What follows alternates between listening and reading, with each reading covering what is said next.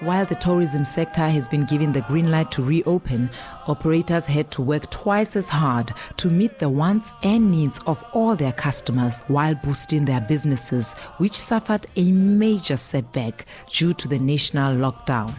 Meet Velile Ndlumbini, owner of East London-based Imonti Tours. We're a tour operator. Imonti Tours, we do tours, daily tours, we do package tours. Within the province of South Africa, we're based in East London. Our office is very young. You'll have a tourist guide, you'll have a vehicle, and then you put packages together. Then what we'll do is that we've got a package for 5 days, then we'll send it to you with pricing, costing, like everything, accommodation, bed and breakfast. So then what you'll do, when you decide like we want living on this date, then you can pay deposit so that we can pay your accommodation, then so that day you arrive there, you're ready. You've got accommodation, you've got transport, you've got activities when you arrive there. So it's a package which is inclusive of the activities and meals. It depends also. Other people, they've said we don't want meals, we're going to cook for ourselves. Then we'll look for a self-catering accommodation. Then you can bring your own food.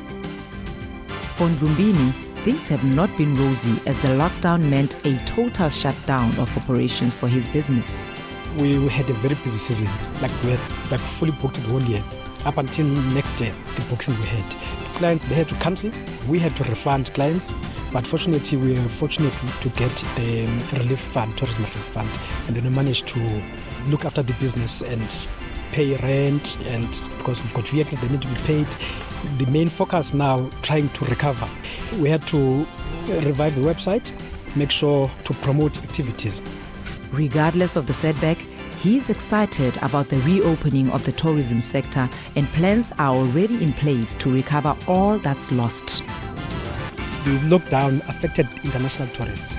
So when we look on the website, we found that we are getting more people local who are doing a search on the website, who are going to our search engine. Then we started promoting tours to the locals. So, and also word of mouth, talking to your friends, guys, on a weekend, let's go for a hiking, and then people, they support you because a lot of people, they wanted to go out of their doors, of their houses.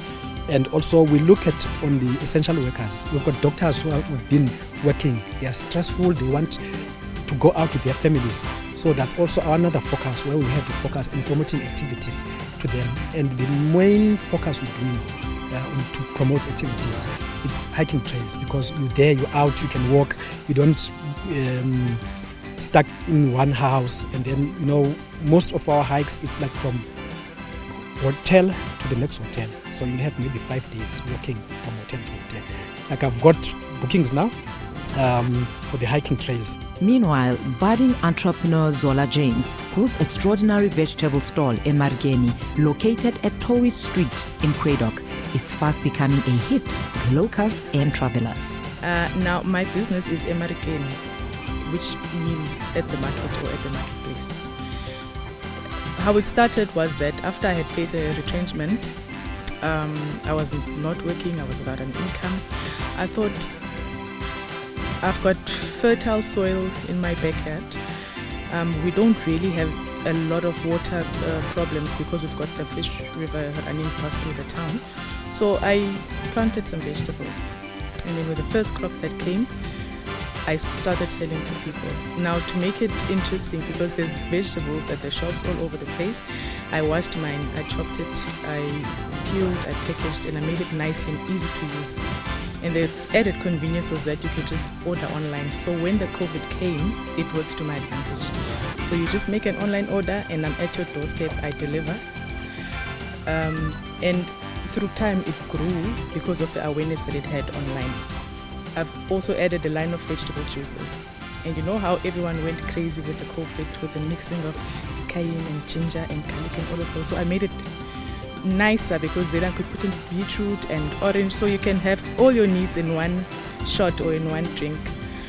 From day one, Zola realized how crucial it was for her to use the internet to attract potential customers.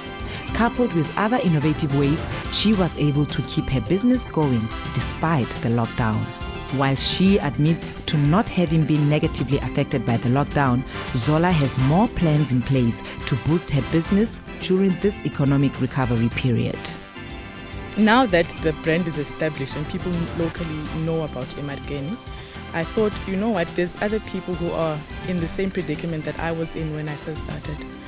So you'll find someone baking pies, but from the back, from their home. Someone else does ginger beer.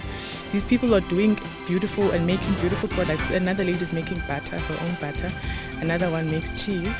So why not bring these people to sight so that other people can also know about them? So I've now started, we are still cleaning up. If you visit the shop, we're still cleaning up the painting, but we're opening on the 1st of October, where the central attraction will obviously be the vegetables, but there will be different other items also for selling. We want people who drive past our town to stop and say, I can't stop without tasting that, I can't stop without seeing that.